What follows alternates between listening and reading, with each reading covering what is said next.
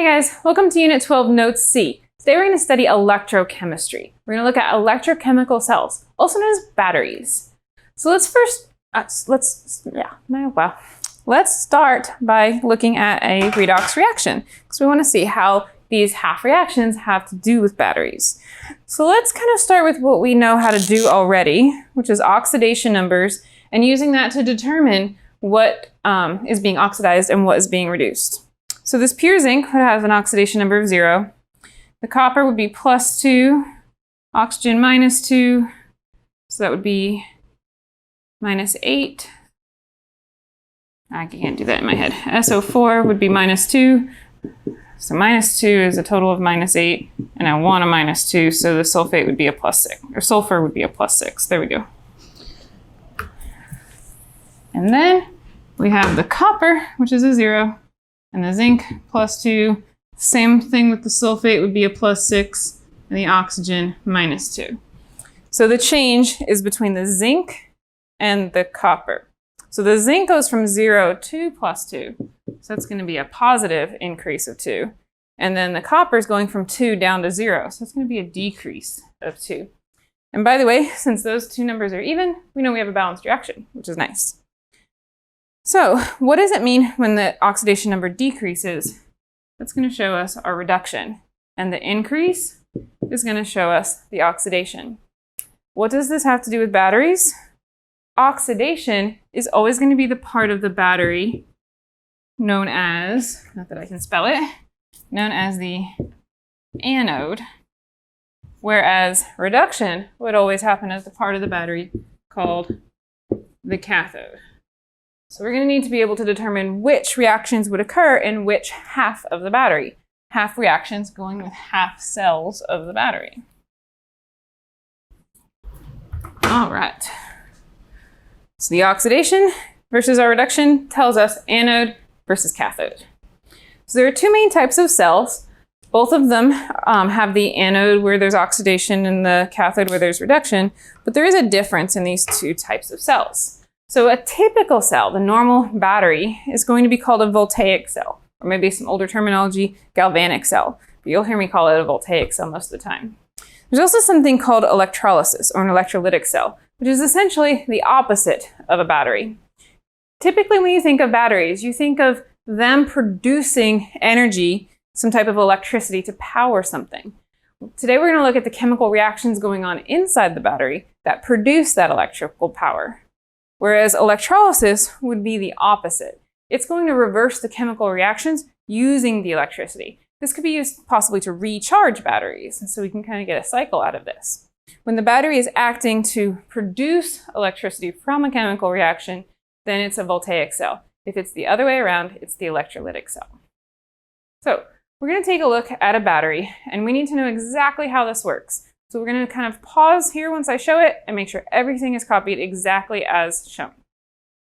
Be careful that you copy the phases correctly. Make sure that you have the wire shown. Everything matters, including the reactions below the battery. Okay, now let's talk through what actually happens. So we have the reaction here where zinc is in a balance with the zinc ions that are in solution. So the zinc is going to be losing electrons in order to produce the zinc ion in solution. So this solid metal piece would actually be getting smaller over time as the zinc is becoming more and more of the aqueous solution.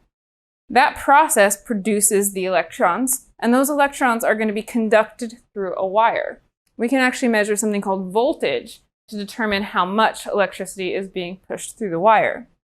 Now on the cathode side of things, it's going to be absorbing electrons. We're going to be gaining electrons in this reaction where we have our reduction.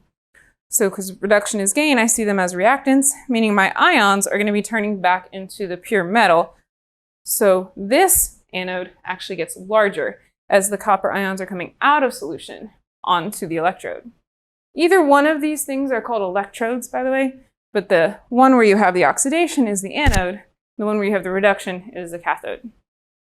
So we get this flow of electrons going from anode to cathode, always being produced in the oxidation and absorbed in the reduction. But eventually these electrons are going to start piling up over here. Would electrons really be going towards something that's super negative? We have to kind of discharge that somehow. And so what happens is these sulfate ions, which by the way are also very negative, are now going to be transferred back across something called the salt bridge, which is just a very porous material that's going to allow the ions to travel. And so the negative charge can kind of be displaced back over onto the anode side of the battery. So we have this cycle, electrons going from anode to cathode, whereas the ions would be going through the salt bridge from cathode to anode.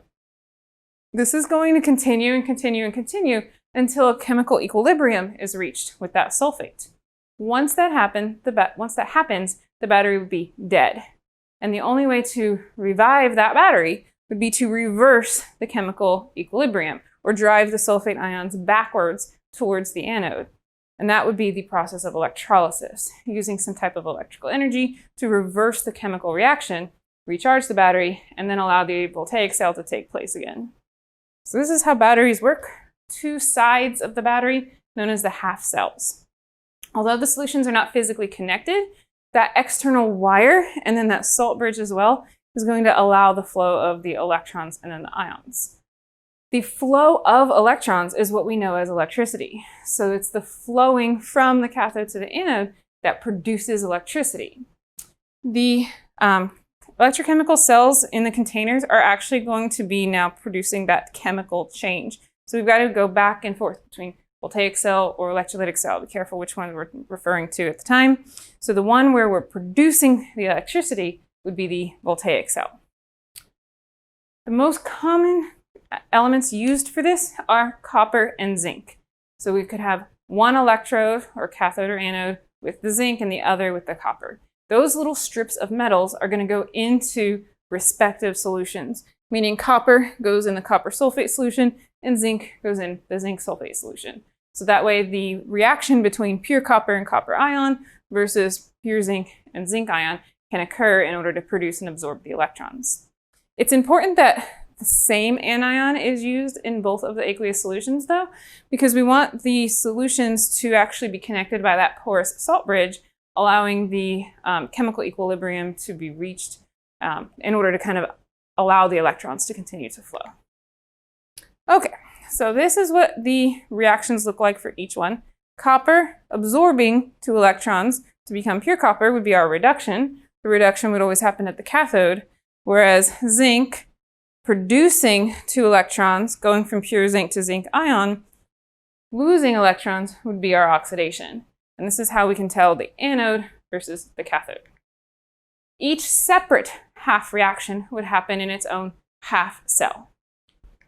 So the anode part would be the half where the oxidation occurs, the source of the electrons, where the cathode part would be the cell that's hosting the reduction reaction, the part that's using up the electrons.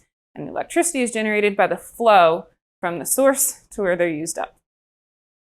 So you have to know anode goes with oxidation, cathode goes with reduction. That flow from left to right, always from anode to cathode, is what we call electricity. And we can actually predict, so let's say we're not necessarily using copper and zinc, using any kind of elements, we can predict which one would end up being the cathode and which one would end up being the anode based on something called standard reduction potential. And this is a value that you would get off of a table, like a literature type of value for each type of reaction. The more negative the value, the more likely it is to become oxidized. So the table looks something like this. Notice that the electrons are on the left or the reactant side for each of these.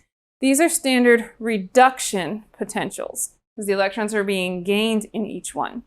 And then it tells you the voltage that would be used for each one. So again, the more negative, the more likely to be oxidized. But remember that these are all reduction potentials. That's going to be important in a minute. Oxidizing is always at the anode, reduction always at the cathode. So silly acronym time. And octopus can run, meaning anode, oxidizing, cathode, reduction. So that's going to apply to both voltaic cells and electrolytic cells.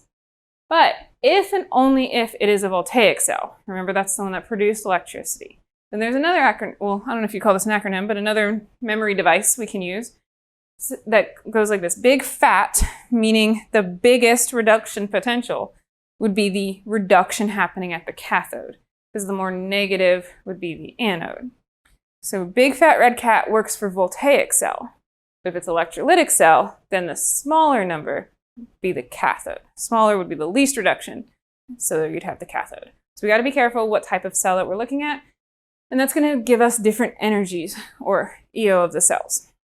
So in order to calculate the EO of the cell, we're going to look at the cathode and add the anode. But the catch is, the table was all built on reduction, and reduction is happening at the cathode. So if I take the number for the anode, then I would want the opposite reaction. We'll think back to Hess's law. What did we do when we flipped the reaction? We flipped the sign as well. So it's not really adding. We have to flip the sign of the anode. The reverse oxidation reaction would have the opposite sign on the anode. So what does this EO mean? It's going to determine whether the reaction is spontaneous or not. And for voltaic cells, we would want a spontaneous reaction because we want something that's producing electricity. Whereas for electrolytic cells, we're going to need an input of energy, and that doesn't sound very spontaneous, does it? And so that would end up with negative numbers. And this makes sense if you look at what's big and what's little in the formula. If we want a voltaic cell, we want a bigger number because we're going to be flipping the sign of the anode. So in order to get the positive EO of the cell, I would need the cathode to be positive, so it's going to be the bigger number. So voltaic cells are always spontaneous. They're not going to need an input of energy, and that's kind of the definition of our voltaic cells, right? They're producing energy. Whereas the electrolytic cell, we want the negative number because the electrolytic cell are, by definition, needing an input of electrical energy, which is not spontaneous. And so we should be getting a negative EO of the cell, and so the anode would be the bigger number. So to kind of sum this up together, the voltaic cell should be positive because it's spontaneous, and the electrolytic cell should be negative because it requires energy, it requires an input of electricity. So let's work a couple of examples and try to see how this all shakes out. I know it's kind of confusing to talk about. So these two reactions would be involved in a cell, and this is how we kind of show the two metals reacting in a cell. This tells me it's a battery. Two metals reacting in a cell, two separate cells. So looking off the table for standard reduction potentials, these are the values where it's given as reduction for both of them. Because it's a voltaic cell, I know the big fat number will be the red cat, or reduction in the cathode. So the big number would be the more positive. So I have a negative 0.7 and a positive 0.3. So the positive 0.3 would be my big fat. Meaning the copper here is the reduction at the cathode. Which also means that the zinc must be my anode. Well, if zinc is the anode, then this negative 0.7 actually becomes a positive 0.7. Because the anode would be oxidation. It would be the zinc losing the electrons. So when I add these numbers up, I'm going to consider my anode to have the opposite sign. And that should get me my energy of the cell.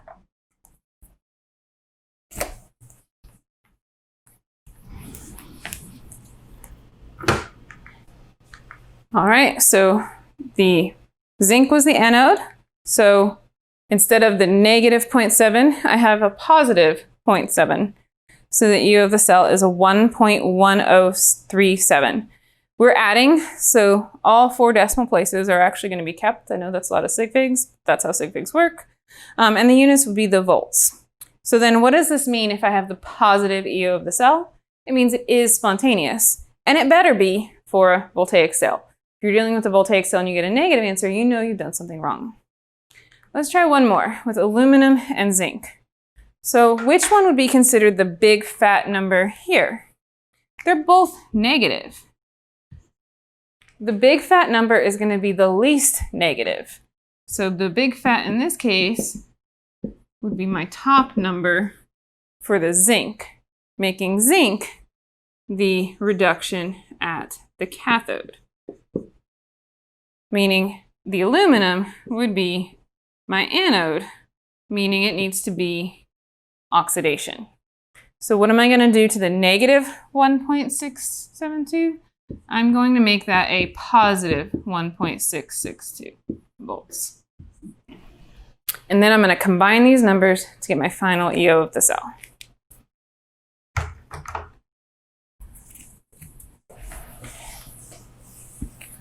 All right.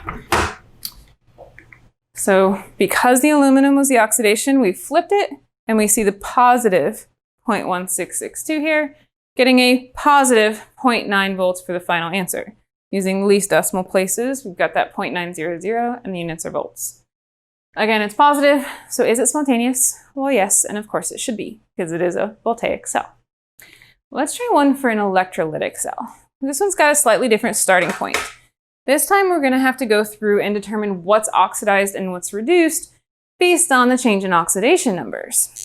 So let's start with those oxidation numbers. Silver would be 0, hydrogen +1, chlorine -1, hydrogen molecule 0, silver +1, chlorine -1.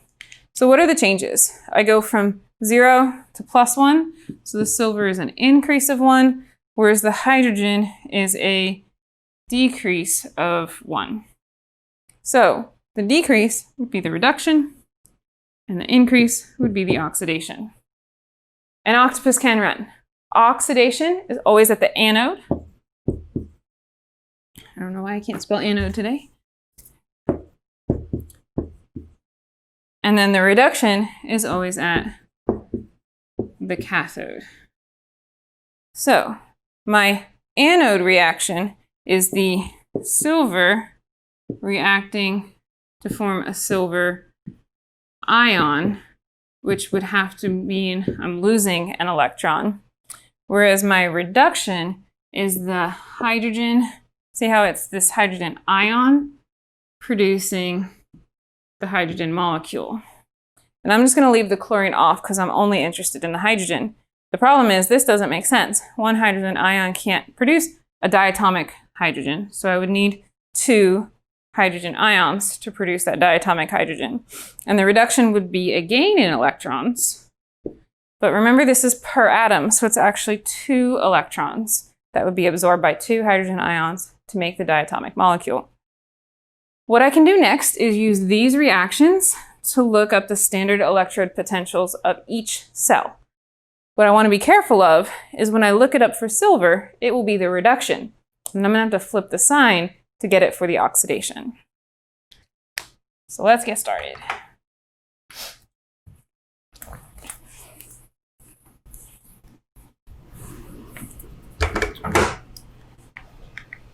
So the oxidation was my anode, reduction was my cathode.